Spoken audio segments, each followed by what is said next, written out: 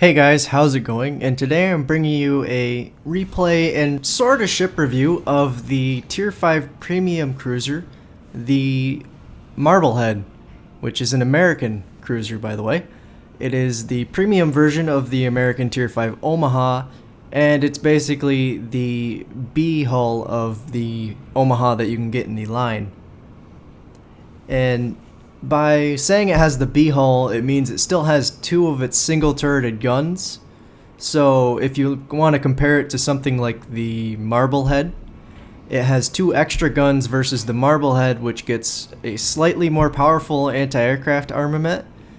But to compensate for that, while the Marblehead doesn't have as good anti-aircraft, it also gets a fighter plane to help with that, which since neither the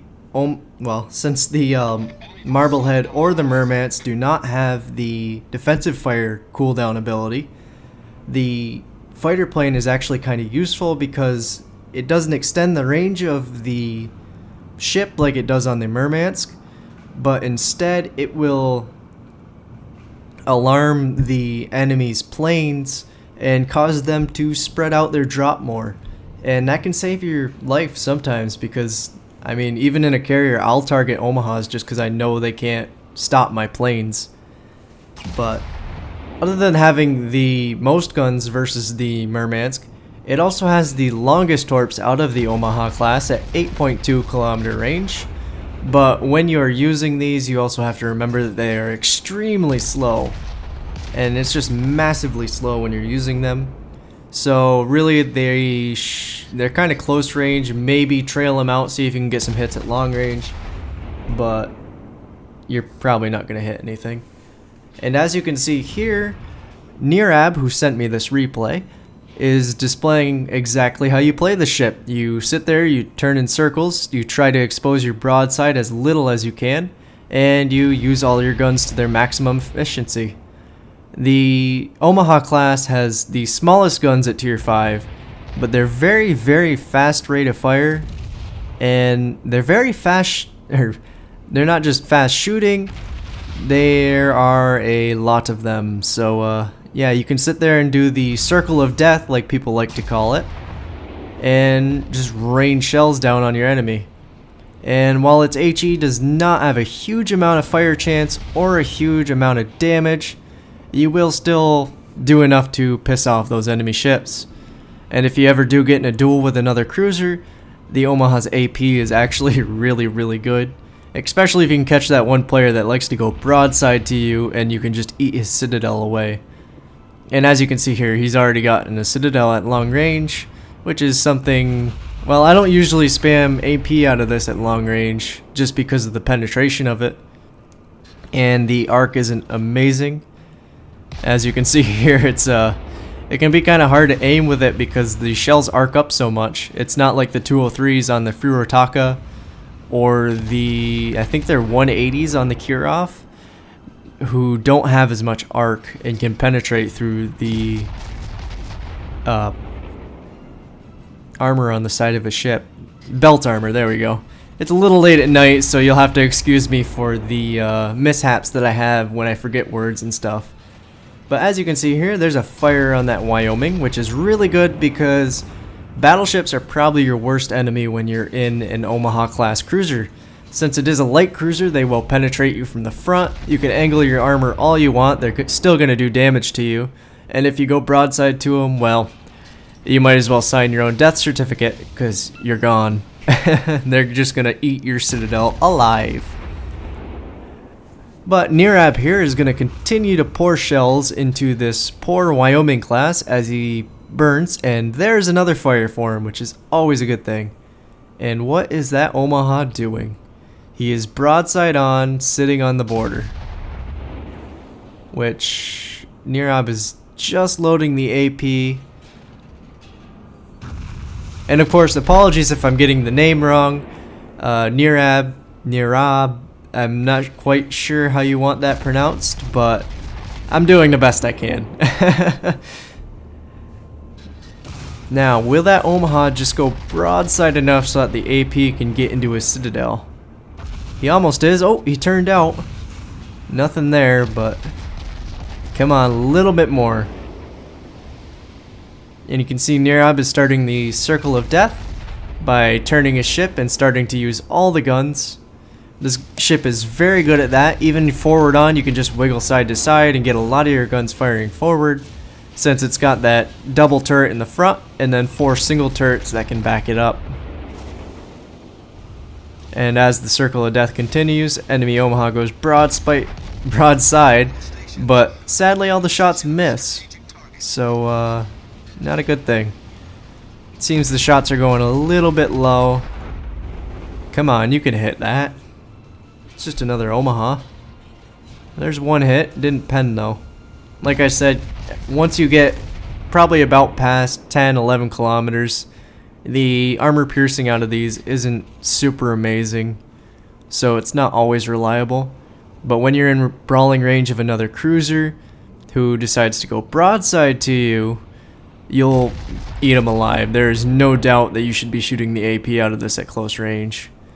And I get Omahas that, yeah, there we go. There's a good example of it. I get Omahas that think HE is the only thing they should be shooting, and I just punish them when we're brawling because I can go broadside all day. They can shoot all the HE they want, and they're not going to do as much damage as I am into their broadside with armor piercing.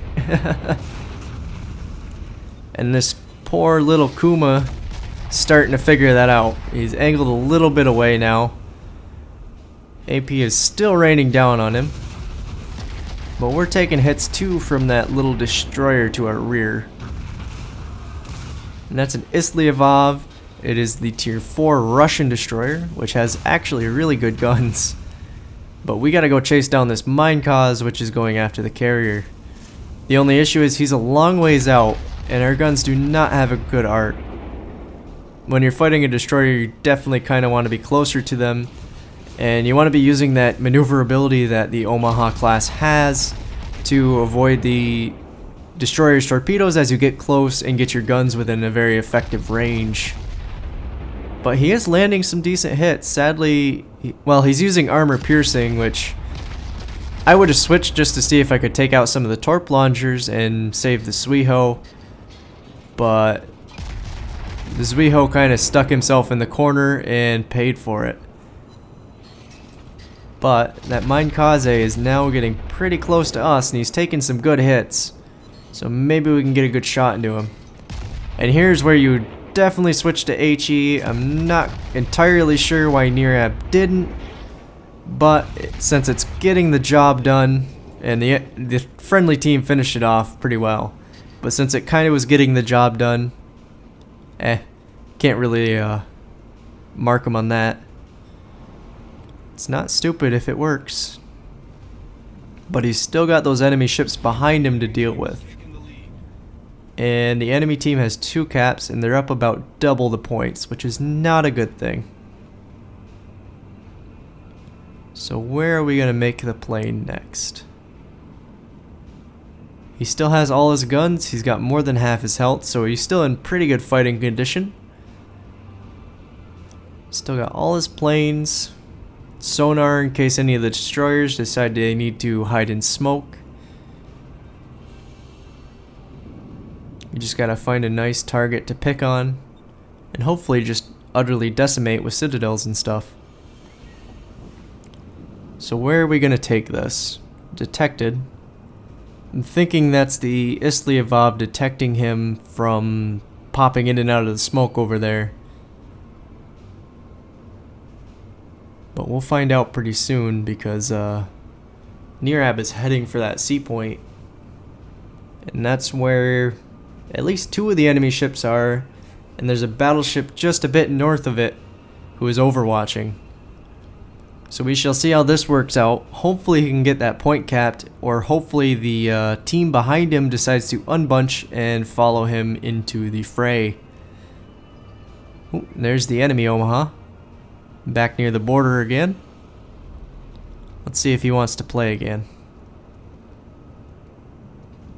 Not quite broadside. Armor piercing is still loaded. Ooh, some solid hits on that Omaha. About 3,000 damage done.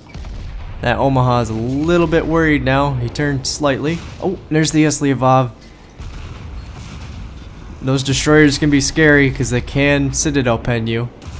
Shots from the friendly team coming in. Nirab is now on fire. No, you gotta aim behind him. He's backing up. Come on. The other way. Oh, he stopped. This is an really odd action for a destroyer since he is sitting in front of a cruiser. And he will pay for it. Eventually. Yep, there it is. One lucky hit on the end of the bow and down goes the destroyer. Now what is that Omaha gonna do? He's still broadside to us. He's taking some punishing hits from the friendly team. And there he goes. I think a battleship behind us just finished him off. So the team did decide to follow Nirab into the fight. And the enemy team paid for it. So now all they have to do is cap this point, hopefully get on B and stop that from counting up. Because right now it is not looking good for their team. While they have more ships, they do not have more points. And they do not have a carrier, which is very important when it comes to these low tier battles. Because not a lot of the cruisers have that defensive AA ability. And they don't usually stick with their battleships too much. And the A point's getting capped, which is a really big issue because that means that Nirab's team is not getting any more points right now. Because that was their only source of points. So right now it's cap and kill. They have to regain all those points that they're missing. Tier 5 Soviet Kirov. Gonna get to the cap first because it is a much faster ship. And there's some enemy planes coming down through B, which is a big issue. Because the team is very spread out right now. They cannot support each other with anti-aircraft. Hopefully that cruiser up by Bravo can defend itself. Or at least avoid the torpedoes so that he doesn't immediately die.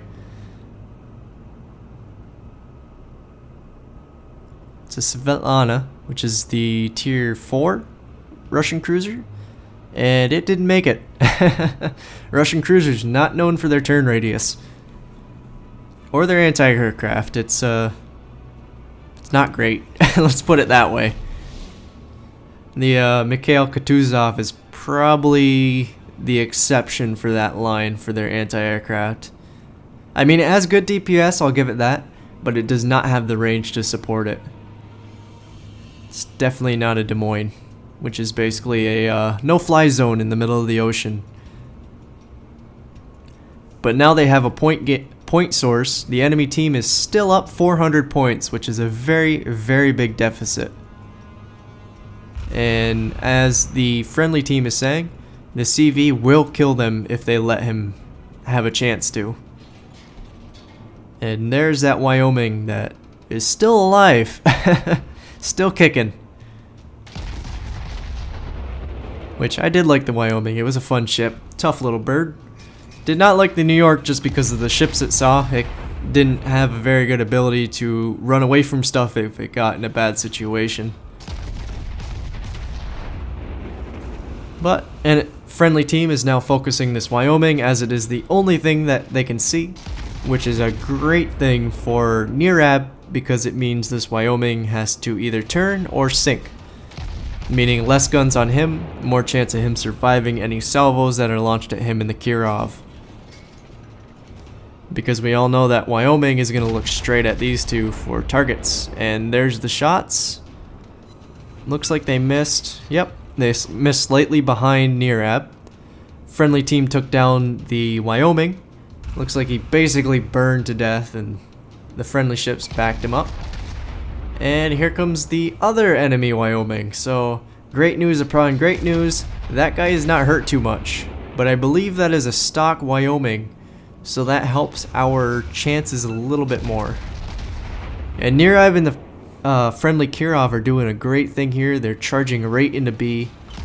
The battleships are kind of sitting back, which kind of sucks. But I can kind of understand it because they're a little bit afraid of that carrier.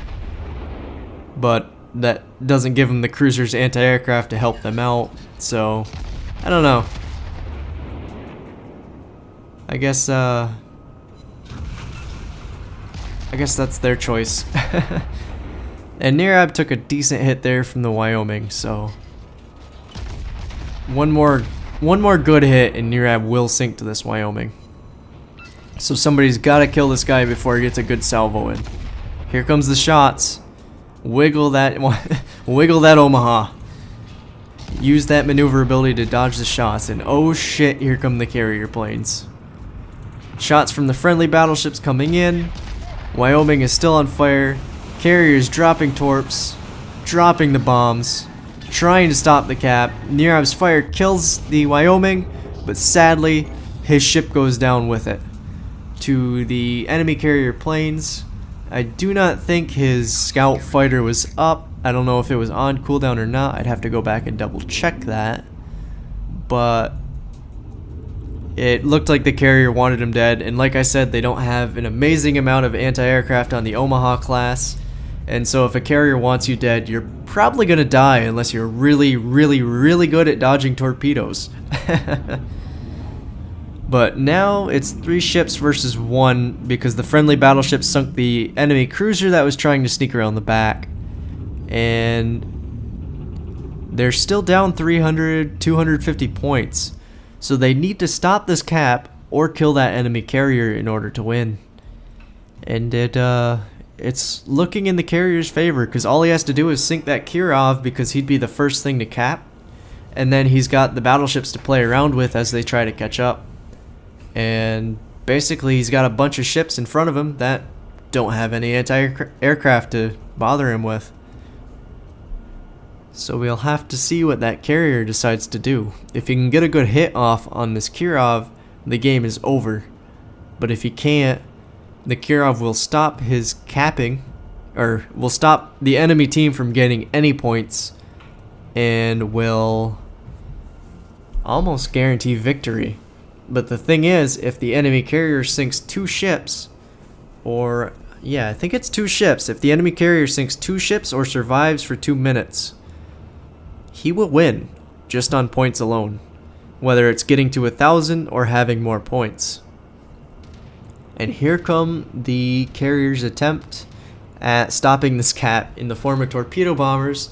Like I said, Kirov does not have a good turn radius, which is a really, really bad thing right now because enemy carrier knows that. Or at least it seems like he does. And he's going to take full advantage of that. Kirov is slowing down. He's trying to cap A. He got it before he left the cap. So the enemy team is no longer gaining points. Torpedoes are down. The carrier just dropped a bunch of bombs on him, which missed. But that one torpedo is going to hit him.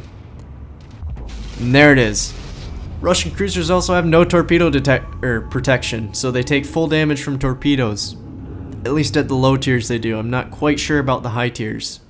So yeah, they are a large target for torpedo bombers and destroyers just because of they have no turning. Well, they turn like a battleship. Very, very wide turns, very slow rudders most of the time. And they have no torpedo protection, so take it full advantage of that next time you're out on the battle. Also, they have no armor most of the time. The tier 6 Badonye is a little bit of a oddity in that area. It does have a good amount of armor, but usually they don't. They're basically all light cruisers. But now it's just up to these battleships surviving. But if you look at the points, it's a 100-point difference, and it's under a minute. So it's going to come really close. This enemy carrier either has to fully kill one of these battleships, or it has to hope the points don't quite reach it. And if you notice the replay shivering a bit, it's something with the replay system that doesn't like the spectate view after a ship dies. I don't know what's wrong with that, but I don't know. It's not my program. I'm waiting for Wargaming to actually come out with their own replay system rather than this little backdoor thing. But 20-point difference, 10 seconds to go, 3 caps. Oh, it's gonna be close. 65, 69, 73, they did it. They have won the game. They beat the odds, they beat the carrier. 2 battleships left. Really good job to that Kirov for stopping that cap. Nirab got his team to move. He got him on those caps. He basically led the charge. He took the hits for that Kirov against those Wyomings and probably edged out those 5 points that it took to win the game, because it was literally a 5-point difference for that victory, which is a cap and a half.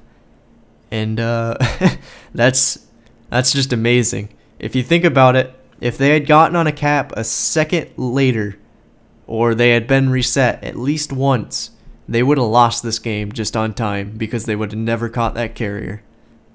And it's just impressive to see players like that work together, striving for victory, getting it just at the right time, getting on those caps, capping them, and just etching out that slight victory with points, even if they don't do a ton of damage in the match. Which, the amount of damage that Nirab did is still pretty good for a tier 5 game. And we will get into that as we go into the end screens. So going to the first of the 3 end screens, he was sunk by that Zwiho's torp bomber, sadly, but he earned almost 300,000 credits, which is a pretty good gain for a tier 5. I really enjoy the Marblehead as a tier 5 premium cruiser. I like the Omaha class as a whole, but I really like the Marblehead over the Murmansk, but either one is a great ship. Almost 5,000 experience, which decent gain. You can turn that into free experience with some doubloons and use it on researching modules on your other ships to get them out of stock configurations, get them up and running and all that. 89 separate hits on targets, 2 ships destroyed. One was that Islay, the other was the Wyoming that burned to death, I do believe. 3 fires set. Like I said, these guns don't have a huge fire chance. They mostly, their strong suit is their rate of fire, definitely, and the amount of guns that it has. So they don't have a huge fire chance because they are really small guns, but you'll still set some fires, they'll still do some damage. 2 Citadel hits, not huge because he didn't really brawl anything. He didn't get close enough to where the armor piercing was going to do a ton of damage and was going to get into those citadels, but still pretty good for sitting back and hitting the broadsides of enemy cruisers. And 1 assist when he captured the first point. Didn't get an assist on B, sadly, because he sunk before it was captured, but he still did a really good job of aiding in that capture by taking the hits for the Kirov and just generally pushing his team, getting them to follow him, and basically pushing the enemy team to their loss. And of course, going into the team page, shows the Kirov on top with all his caps and all his single kill. I'm sure he did a good amount of damage too, because it is a Kirov, it does have a high fire chance, and it does have really good guns. Not a lot of armor, but really good guns. And of course, Nirab second in his Marblehead, and the battleships, and a St. Louis, which is basically a small battleship, right after him, all with over 1,000 experience earned on a victory. Very good job to them at tier 5. Very good job to he's not top on the team, but good job to that Zwiho player who, he really tried at the end to reset, and sadly it was a loss for him. He got 3 kills, and that's pretty good, but sadly he couldn't reset that Kirov in time at the end, and if he had, would have probably given him the win just on the edge. And I think that, I'm not quite sure if that would have been a 1v5 victory. I think 1v4. I think it would have been a solo warrior, because I think the Wyoming got killed a second before Nirab did. So would have been a solo warrior for him if I am correct. So good job for him for making a really good attempt at stopping the caps and almost etching out a win for his team. And of course, going into the final end screen, shows almost 25,000 damage just in armor piercing. Like I said, he kind of sat back for a while and shot it, so it wasn't amazing citadels everywhere, but it does show how powerful this AP can be. Even though it's small penetrations, it does add up really fast. He did penetrate 41 times with it, so yeah. Or 40 times, he hit 41 times, so all but 1 basically penetrated. So I'd say that was pretty good. High explosive only 12,000, I think. Yeah, 12,000 damage. So not a huge amount there, but he really didn't load that a lot in the round unless he was mainly shooting at battleships. So that could kind of go for why there wasn't a large amount of high explosive, but also 20,000 damage with just fires. Because that Wyoming couldn't put him out when he was setting them, so it just added up after a while, and basically added to his points. So really good job there. As you can see, the fire rate, 309 shots fired the entire match. Sadly, only about 100 of those hit, but a little bit of that was aim, a little bit of that was RNG, and a bit of that was the enemy ships evading all the shots.